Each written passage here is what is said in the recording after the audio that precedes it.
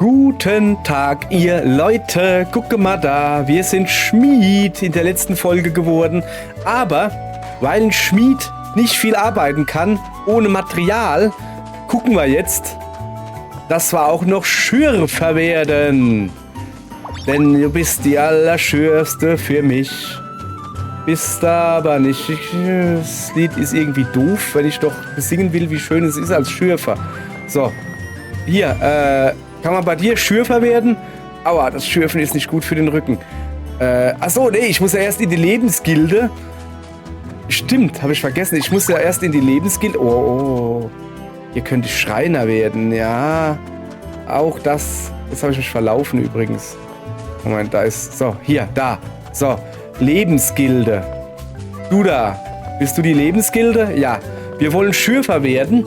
Dann können wir uns nämlich Material erschürfen, das wir wiederum verarbeiten können. Als Schmied. Und der Schmied wiederum kann Sachen herstellen für quasi alle Berufe. Rüstungen, Werkzeuge, Waffen, sowas halt. Also, ich wäre gern Schürfer. Was schlummert unter der Erde? Scheue dich nicht, selbst die Spitzhacke zu führen, und Gold und Silber werden dir gebühren. Das reimt sich überhaupt nicht. Egal. So. Einer Schürfer bitte mit dem lustigen Hut. Neues Leben gewählt. Bist jetzt Schürfer. Danke. Herzlichen Glückwunsch. Ab heute bist du eine Schürferin. Zum Anfang solltest du die Grundlagen der Arbeit als Schürfer lernen. Geh zu deinem Meister. So. Ich treff jetzt die Schürferin Meralda. Die ist irgendwo, wenn man die Kamera dreht. Da ist sie doch schon. Hallo, Amlet. Hallöchen. Ja, hallo. So, hallo Meralda. Netten Hut hast du. Guck doch nicht so grimmig. Willst du bei mir, der Meisterschürferin Meralda, in die Lehre gehen? Gerne doch. Kennst du eigentlich die 3 M's, die jeder Schürfer kennen muss? Ja klar. Müffeln, Malochen und Mampfen. Danke.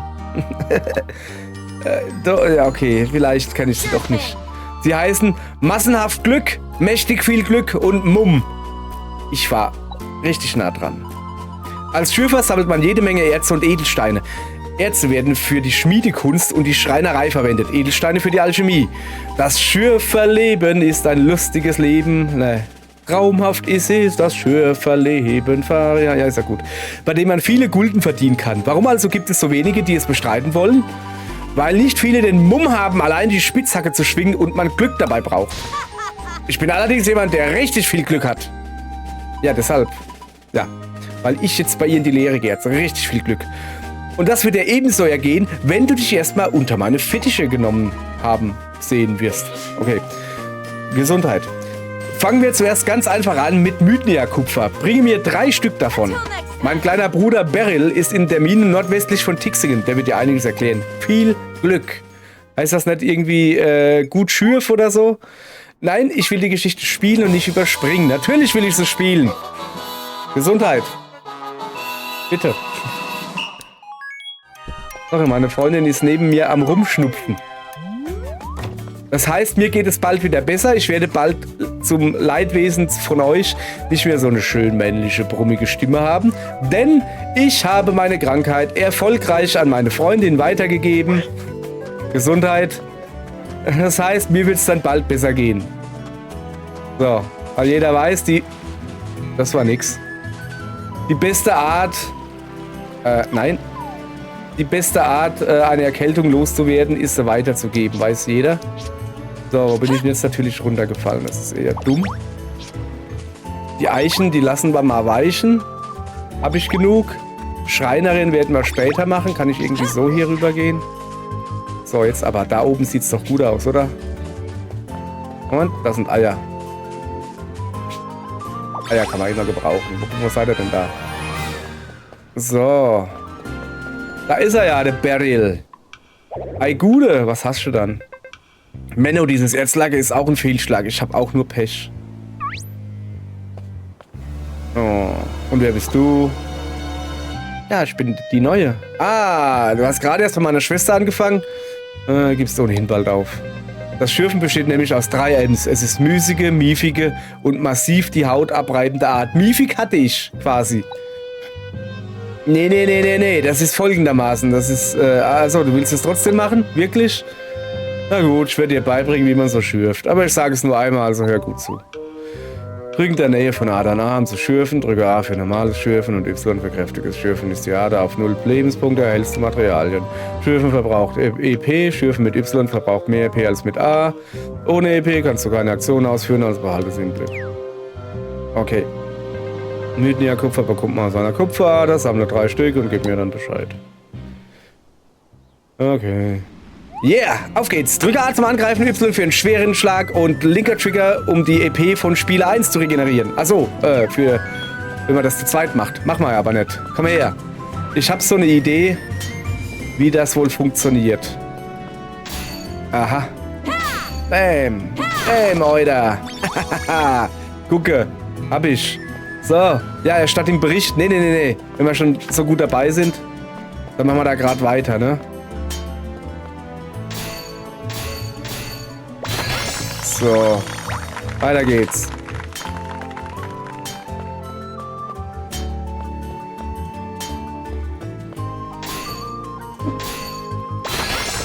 Ja, gucke, und schon Stufe 3 erreicht. Das ist ja genauso geil wie das Holzfällerleben. Faria Ho.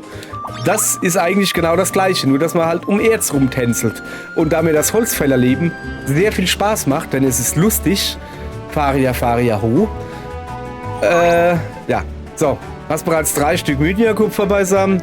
Hast du echt Glück. Gib mir gleich meiner Schwester Bescheid. Okay. Was ist denn aber da drin? Kann ich da drin vielleicht ein bisschen schürfen? Ui. Kriegen wir hin. Komm, da schürfen wir. Ich bin der Oberschürfer. Ein paar Pilze nehmen wir auch noch mit. Kannst du immer gebrauchen. So. Was gibt's hier? Oh ja, okay, Ausdauertrank. Hier, die Kisten machen wir so kaputt. Ah, Level 4. Weiß nicht. Level 5. Weiß nicht. Level 3 kriege ich hin. Ah ja, da waren wir gleich die Schwachstelle.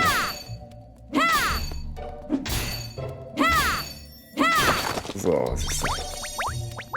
Guck mal, ob wir noch was finden. Da ist noch eine Kupferader. Da sieht man den... Oh, da. Aha. So, irgendwann mal hier. Ein bisschen die Kisten kaputt machen. Wir müssen ja gucken, dass wir vorwärts kommen hier. So.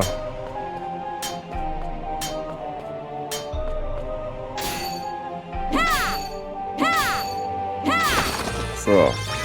Stufe 4 erreicht. So, und jetzt trauen wir uns einfach mal an so eine große Ader, oder? Stufe 4 kann man das schon mal machen.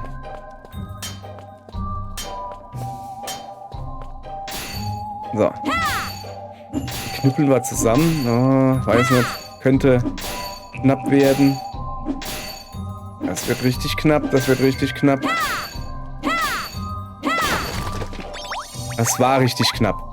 So. Reicht jetzt. Denn wir haben keine kleinen Steine mehr. Wenn ich noch ein paar kleine so finde, dann würde ich die noch machen unterwegs. Vielleicht jetzt draußen sind wieder ein paar gewachsen. Ja, sind. Sehr schön. Dann machen wir die jetzt weg. Einfach so. Oh, ich habe gar keine Ausdauer. Das war nicht so gut. Da kommt einer noch. So, Stufe 5 erreicht. So, jetzt haben wir auch wieder Ausdauer, siehst du. Aber wir gehen jetzt natürlich zurück. Denn ich habe ja in der letzten Folge gesagt, wir wollen heute 2 Jobs meistern. Na, kommst du her? So. So, hallo Meralda. Oh, das ist ja riesig. Und dabei war das erste Mal, dass du schürfen warst. Als nächstes wird das Erz gegen Gulden verkauft, oder? Ganz genau. Man muss mit eigenen Augen sehen, wofür man die ganze Schweißarbeit mit der Spitzhacke verrichtet hat. Wir können es im Materialladen von Tixingen verkaufen. Los, gehen wir. Okay. Auf geht's. Verkaufen wir das im Materiallager von Tixingen. Ach, das ist schon hier. Ja, das ist ja sehr praktisch. Da kann man mal hier hingehen. So, wir möchten was verkaufen. Da, guck. Eine außerordentlich gute Qualität. Da du noch neu bist, gebe ich dir dafür sage und schreibe 200 Gulden. Wahrscheinlich, wenn ich nicht neu wäre, da hätte er mir 400 gegeben, weil dann würde ich nämlich wissen, dass das eine gute Qualität ist. Aber okay. So, gut. Gehen wir zurück. Entschuldigung, gibt es hier einen Glückstopaz? Nee. Von so einem Edelstein habe ich noch nie gehört. Ach ja? Ich habe gehört, wer diesen seltenen Stein besitzt, dem soll großes Glück widerfahren. Als Erzbesessener hätte ich ihn zu gerne mal gesehen. Wie schade. Dann werde ich wohl woanders danach Ausschau halten müssen. Das hört sich doch an wie eine Quest für uns. Das ist es. Ich wollte meiner Schwester einen Edelstein zum Geburtstag schenken, konnte aber einfach keinen guten finden. Dieser Glückstopaz wäre das perfekte Geschenk. Hilfst du mir beim Schürfen? Ah ja. Vielen Dank. Ich frage mich, wo man die Erzader für so einen Stein findet. Genau. Fragen wir Helsa, die Wahrsagerin. Die finden wir in der Königsstadt. Gehen wir gleich mal hin. Okay. Auf nach Helsa, zu Helsa in die Königsstadt. Dann müssen wir da rüber rennen, nicht da hochgehen, wie ich öfters mal denke. Hüpf, hüpf, hüpf. So. Aber ihr wisst es, der Baum, der stört mich in der Optik. Der muss gefällt werden. Ja, das ist aber widerspenstisch, oder wie? Aha, da hinten also. Quasi hier. Der Baum muss fallen. So, und jetzt machen wir noch ein bisschen mit kleinen Hacken. Zack. Wisst ihr? So. Oh, hopp. Weiter geht's. Da oben, Helsas Haus. Ah, die Hellseherin. Hellseherin Helsa, okay. Bling. Wer will da was von Helsa, der meisterhaften Wahrsagerin? Sag du es mir doch. Meine Vorhersagen stimmen immer. Manchmal immer. Ja, wenn du doch vorhersagen kannst, sag du es mir doch, wer was will von dir. Helsa, bitte sag uns, wie man eine Erzader für den Glückstopaz findet. Ah ja. Mit meiner Wahrsagerei kann ich alles sehen. Also, die Erzader. Oh, halt dir die Ohren zu. Hokus Pokus. Oh je, war wohl zu spät. Ach, ja, komm. Ich sehe sie. An der Küste beim südwestlichen Tor der Königsstadt scheinen ab und zu einige Vorkommen des Erzes aufzutauchen.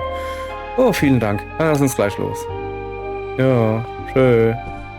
Danke, Frau mit Federn am Kopf. Irgendwie habe ich das Gefühl, doch schon mal nach einem Glückstopaz gefragt worden zu sein. Ja, okay. Okay. Kann man hier runterhüpfen? Nee. Aber wir können da runter gehen. So, dann gehen wir mal dahin. Und sammeln unterwegs noch ein paar Pflanzen ein. So. Oh, hopp. Oh, hopp. Das ist ein Wohnhaus. So. Voilà. Aha. So, dann machen wir uns mal an die Arbeit. Meralda, was machst du denn hier? Oh, jetzt weiß er auch hier. Schaut, eine Erzader des Glückstopazes. Ich habe wirklich Glück, einfach so an Infos über einen seltenen Edelstein zu kommen. Du wusstest also auch davon? Seid ihr beide etwa auch hier, um nach dem Glückstopaz zu suchen? Ja, an sich schon. Ach so, gut, dann überlasse ich die Erzader euch. Solch motivierte Schüler muss man ja belohnen. Bist du dir sicher? Vielen Dank, Meralda. Dann lass mich dir das Wichtigste an der Kunst des Schürfens erklären. Ja, um die Erzader bewegen, zuhauen. Also, viel Glück euch beiden. Danke. So. Auf geht's, holen wir den Glückstopaz. So, Level 5 sogar.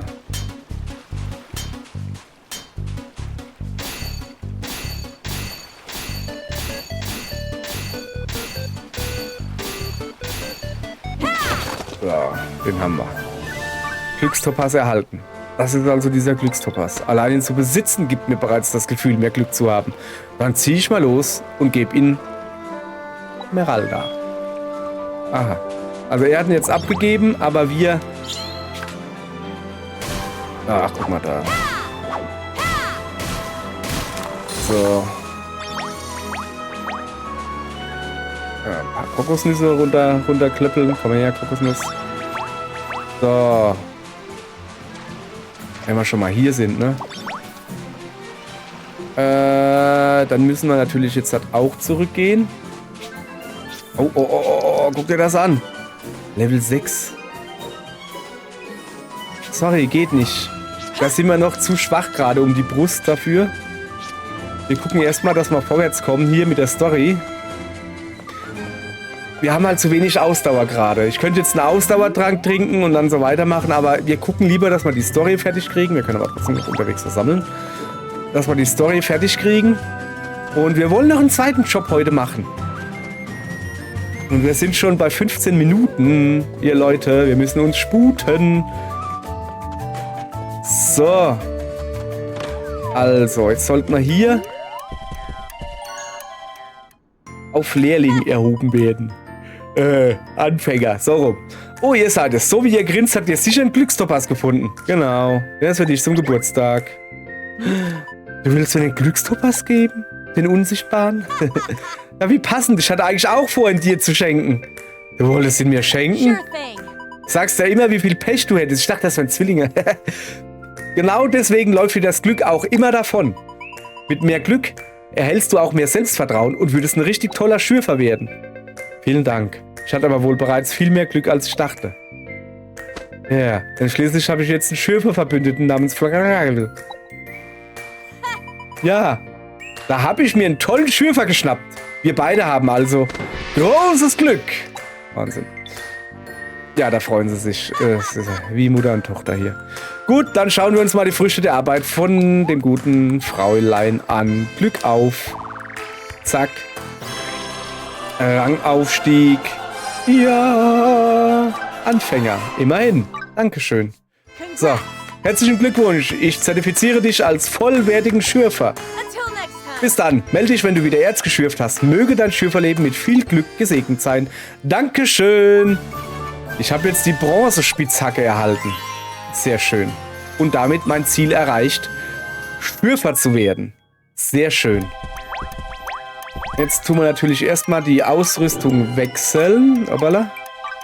Ja, ach so. Er war ja nur gemietet. Aber auch hier wieder. Ich werde dieses Amulett dran machen. Und mir fällt ein, dass ich noch den gemieteten Hammer habe. So. So. Also. Schmied in der letzten Folge. Eben gerade Schürfer. Was machen wir denn jetzt als nächstes? Als nächstes fragen wir mal den Schindel, was er für ein Problem hat. Oh weh, oh weh, oh weh, du kommst ja wie gerufen. Ich stecke in einem ziemlichen Schlamassel. Ich habe noch kein Leben gewählt, also ist mir ein Schwanz gewachsen. Also hinten ist schon mal keiner. Ein Monsterschwanz. Yeah. Ich verwandle mich in ein Faulpelzmonster. Yeah. Auf jeden Fall was, wo man zupacken muss. Yeah. Ja genau, Holzfäller könnte was für mich sein. Okay. Wenn schon, denn schon. Dafür brauche ich eine Eichenaxt. Und zwar eine von guter Qualität oder besser. Ich flehe dich an. Du bist meine letzte Rettung. Ja, dann nehme ich doch mal an. Bitte bring mir eine Eichenaxt von guter Qualität oder besser. Werde ein Schreiner für diesen Auftrag. Kann ich ihn dir aber auch nicht einfach so geben? Ich habe doch aber noch eine Eichenaxt. Also ich muss also eine herstellen. Okay. So, Schmiedegilde. Da ist die Liebesgilde. Was gibt's hier? Gibt's was Neues? Nee. Ich habe mehrere Äxte, die ich gefunden habe. Eichenäxte, glaube ich. Ich hätte mir jetzt eine abgetreten, aber wenn er nicht will. So, dann wechseln wir mal noch schnell. Hurtig das Leben. Ich hätte ja Bock auf Angeln. Aber da unten haben wir noch so wenig. Obwohl, ne, eigentlich geht. Also. Nee, ich hab Bock auf Angeln. Ich will angeln. Eine Angel auszuwerfen wirkt vielleicht simpel, aber ohne Fang liegt man schnell auf dem Trockenen. Zack, Angler bitte. Yeah! Ich wollte eigentlich nur Angler werden wegen dem lustigen Hut. So.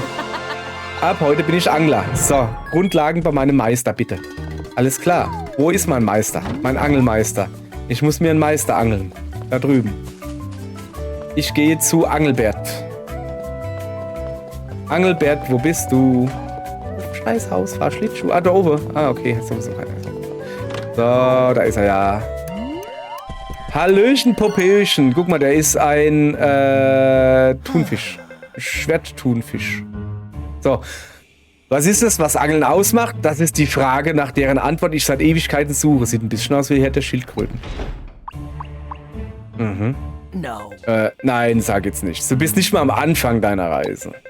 Der Weg des Anglers ist hart, lang und verworren und nass. Willst du dennoch einer werden? Ja, schon. Nein, du musst nichts sagen. Du bist noch... Ja. Was ein Tipp. Tut mir leid, geh nicht. Ich wollte nur mich nur wie ein richtiger Meister geben. Ah, okay, das ist es, so gefällt es mir besser. Ach, ich werde zwar Lebensmeister genannt, aber eigentlich bin ich nur ein gewöhnlicher alter Mann, der das Angeln liebt. Und am Meer. Der alte Mann und das Meer wahrscheinlich. Okay. Diesen weisen Angler, der in irgendeinem Land Lebensmeister sein soll, kann ich auf gar keinen Fall. Nee. Also, du Jungspund und Lehrling in Spee, nenne mir deinen Namen. Ich heiße wie ein Fisch, weißt du. Gut, du kannst mich einfach Tata nennen. Okay, das ist ein alter Tata-Kreis, alles klar. Wenn dir das bei unserem Altersunterschied zu vertraulich vorkommt, kannst du auch einfach Herr Tata sagen. Okay. Gut. Ja, zum Glück spiele ich nicht auf Französisch und müsste ich Le Tata zu ihm sagen. Haha. So, gut. Fahren wir nun mit deinem ersten Test fort. Wie ging der nochmal? Wie wär's mit Fischangeln? Genaueres erfährst du von meinem Schüler Sadi. Okay. Sadi sollte draußen am Steg sein. Ich freue mich bereits auf deinen Fang. Okay. Nee, natürlich wollen wir die nicht überspringen, auch wenn wir ein bisschen uns ranhalten müssen. Gibt's halt heute eine längere Folge. So, Fische, Katzen und Angler. Passt. So. Wo ist er dann, der Sadi? Sadi! Oh, wenn du zu mir willst, möchtest du sicher bei Tata in die Lehre gehen, oder? Du sollst mich nach deiner Aufgabe fragen? Tata ist aber auch vergesslich. Gut, fangen wir leicht an. Angle mir 3 Sardinen, okay? Melde dich einfach bei mir, wenn du sie hast. So, dann kann das Angeln ja losgehen. Beginne mit A das Angeln, ziehe A an der Rute, wenn der Fisch zubeißt und der Schwimmer sinkt. Soweit so, okay. Müssen wir genau hinhören. Wenn er sinkt, muss man... Ne? Okay. Wenn er einen Fisch anbeißt, drücke A, um ihn anzugreifen. Oder Y für einen schweren Angriff. Schwere Angriffe verbrauchen EP und reduzieren deine Angelleiste. Normale Angriffe auch. Reißt die Leine, entkommt der Fisch. Das ist irgendwie komplizierter. Drücke A zum Angreifen. Y... Achso, Steuerung für Tritt beim Angeln. Okay, alles klar. So. Also A drücken. Ja, na? Ah, das war zu früh, siehst du? Ei. Dann gehen wir halt hier hin. Da. Komm. Nimm. Mir war nicht bewusst, dass die auch dran nippeln. So. Ach so. Okay, alles klar. So, ich habe eine Sardine geangelt. Halt. Mitkommen. Sardinische. So.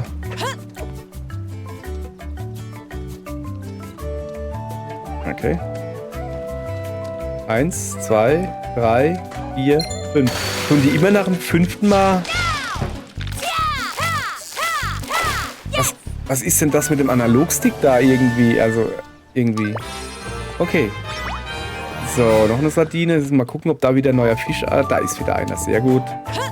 So, komm her. Jetzt zählen wir mal, ob er beim 5. Mal anbeißt. 1, 2, 3... Oh, nee.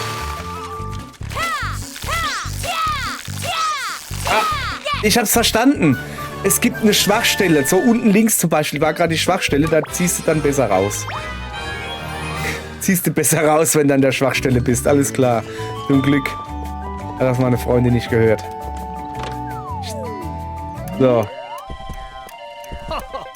Wenn du diesen Test bestehst, darfst du bei mir in die Lehre gehen. Ich freue mich auf deinen Fang. Achso, ich muss zu Sadi gehen.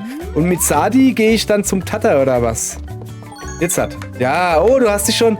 Aber hast doch gerade erst angefangen. Wir verkaufen unsere Fische oft an die Restaurants auf dem Marktplatz der Königsstadt.